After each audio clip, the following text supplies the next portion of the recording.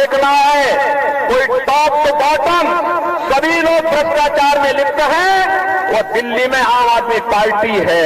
और देश के अंदर पाकिस्तान, बांग्लादेश और अफगानिस्तान से आए हुए हिंदू, सिख, बौद्ध, जैन, पारसी और ईसाई समुदाय के पीड़ित समुदायों को नागरिकता देने के लिए कदम उठाया। साइन बाग में कई महीनों तक आम आदमी पार्टी के लोगों ने षड्यंत्र के तहत यहां पे धरना कराया था, उग्र धरना कराया था। ये कांग्रेस और इंडी गठबंधन है जो मानवता के विरुद्ध आचरण करता है, अराजकता फैलाता है, हर समाज विरोधी, राष्ट्र विरोधी गतिविधियों को ये प्रश्रय देते हैं। और इनके संबंध पंजाब में किन लोगों से हैं जो भारत विरोधी गतिविधियों में लिप्त हैं। साइन बाग की घटना और साइन बाग की घटना के बाद जिस प्रकार से दिल्ली को दंगों की आग में झोंकने का काम इन्होंने किया था, ये किसी से छुपा हुआ नहीं है। और इसीलिए तो बहनों और भाई, इंडी गठबंधन इस समय घबराया हुआ है तो यूपी के बुलडोजर से घबराया हुआ है। इनको मालूम है कि इन दंगाइयों का उपचार उत्तर प्रदेश के पास है और उत्तर प्रदेश का बुलडोजर जब इन माफिया और दंगाइयों के ऊपर चढ़कर इनकी छाती को रौंदते हुए आगे बढ़ता है तो बहनों और भाइयों, उत्तर प्रदेश में 7 वर्ष से कोई दंगा नहीं हुआ। जब राम जन्मभूमि का फैसला आ रहा था तब भी ये कहते थे कि राम जन्मभूमि का फैसला आ गया तो दंगा हो जाएगा, खून की नदियां बह जाएंगी। मैंने कहा देखो, ये नए भारत का नया यूपी है, अब दंगा नहीं होगा, एक पत्ता भी नहीं मिलेगा। आज आप देखते होंगे यूपी के अंदर, अरे दंगे की बात तो दूर, अब सड़क पे नमाज भी नहीं पढ़ी जाती है। अब तो यूपी के अंदर मस्जिदों के माइक भी उतर चुके हैं। लोग भूल गए हैं कि कभी चिल्लाहट से किसी को परेशानी भी होती थी। और इसीलिए मैं आपसे कहने के लिए आया हूं, जो लोग देश के खिलाफ साजिश रच रहे हैं, जो लोग आपकी आस्था के साथ खिलवाड़ कर रहे हैं, जिन लोगों ने अयोध्या में राम मंदिर के मार्ग में बाधाएं खड़ी की हैं, उन लोगों को ताकत नहीं देनी है। याद करिए, ये आम आदमी पार्टी, इसका दोहरा चरित्र है। कांग्रेस के विरोध में इन्होंने अन्ना हजारे के साथ आंदोलन किया था इसी दिल्ली में, और उस समय क्या क्या ये वायदे करते थे। आज कौन ऐसा नेता है, देश की पहला राजनीतिक दल आम आदमी पार्टी, जिसके खिलाफ भ्रष्टाचार की चार्जशीट दाखिल हो रही है। देश के अंदर अगर आपको देखना है कोई टॉप टू बॉटम सभी लोग भ्रष्टाचार में लिप्त हैं, वो दिल्ली में आम आदमी पार्टी है। और इसीलिए मैं आपसे कहना चाहूंगा कि देश की राजधानी को परिमार्जन करने, इसकी शुद्धिकरण के अभियान को फिर से हमें अब इनको ताकतवर नहीं बनने देना है। बहनों और भाइयों, अगर आपका वोट इनको पड़ेगा तो ये लोग रक्त बीज जैसे फैल करके पूरे देश की एकता के लिए, अखंडता के लिए खतरा पैदा करेंगे। हमें देश के खिलाफ षड्यंत्र करने वाले लोगों को बेनकाब करना है। भारत की विरासत को अपमानित करने वाले लोगों को पूरी तरह बेनकाब करना है।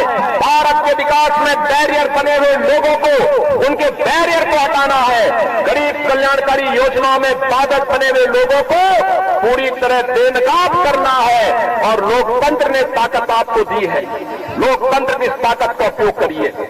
मैं आपसे अपील करूंगा कि बहनों और भाइयों, देश आपका है, वोट भी आपका है, आस्था भी आपकी है और फैसला भी आपका है कि जो राम को लाए हैं,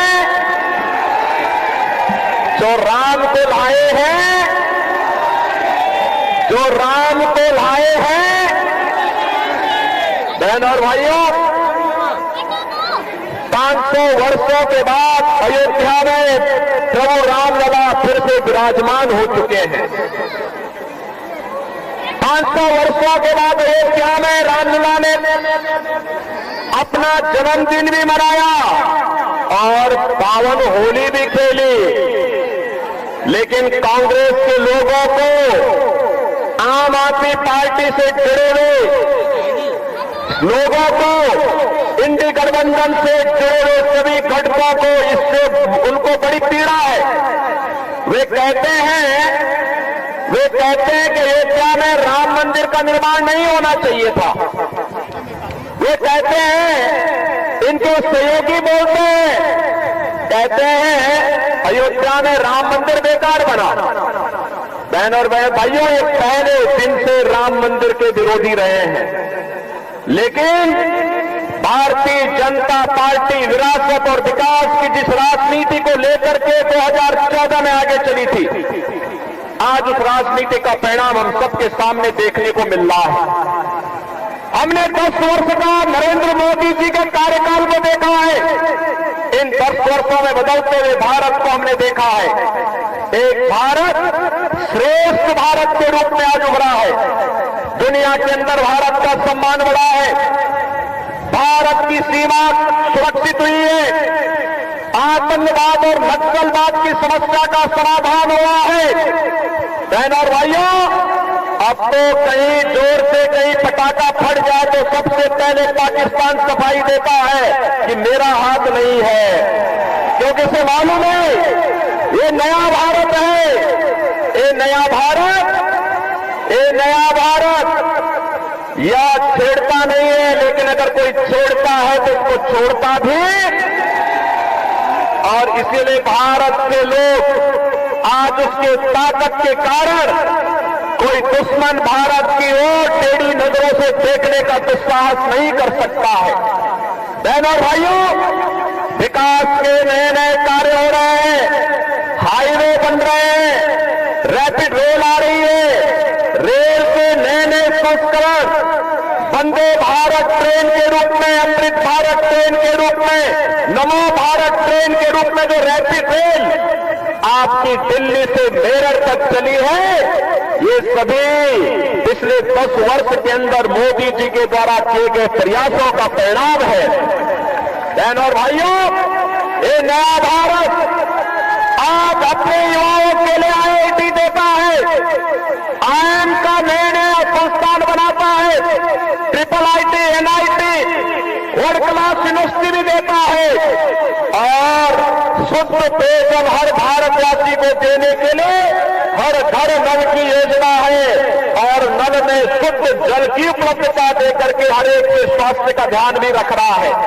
ये नया भारत विकास पे ध्यान दे रहा है। तो बहनों और भाइयों, ये नया भारत गरीब कल्याणकारी योजनाओं के भी नए प्रतिमान स्थापित कर रहा है।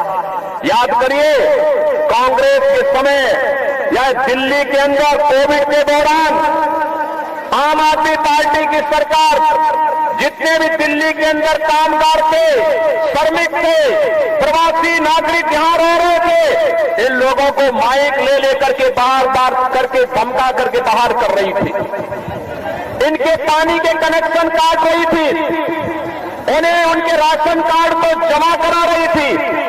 और दूसरी तरफ मोदी जी के नेतृत्व की सरकार है, भारतीय जनता पार्टी की सरकार देश के अंदर 80 करोड़ लोगों को फ्री में राशन की सुविधा उपलब्ध करवा रही है। बहनों और भाइयों, अब तो यूपी, बिहार या उत्तराखंड या देश के किसी भी कोने से कोई व्यक्ति अगर दिल्ली में कार्य कर रहा है, मुंबई में कार्य कर रहा है, बेंगलुरु में कार्य कर रहा है, one nation one ration card की व्यवस्था लागू हो चुकी है। कार्ड अगर यूपी में बना हो तो आप दिल्ली में उस कार्ड से राशन ले सकते हैं। यह सुविधा भी आज हर भारतवासी को one nation one ration card के माध्यम से मोदी जी ने उपलब्ध करवाई है।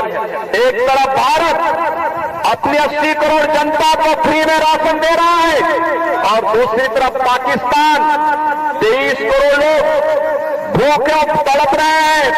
1 किलो आटा के लिए कैसे छीना झपटी होती है, जैसे मोहल्ले के अंदर कुछ जीवों को हम एक रोटी के टुकड़े के लिए लड़ते हुए देखते हैं।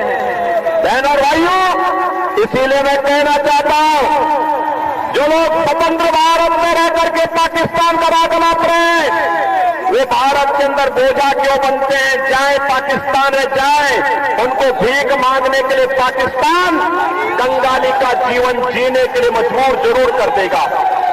बहनों और भाइयों, 60 करोड़ लोग देश के अंदर 5 स्वास्थ्य बीमा का लाभ प्राप्त कर रहे हैं।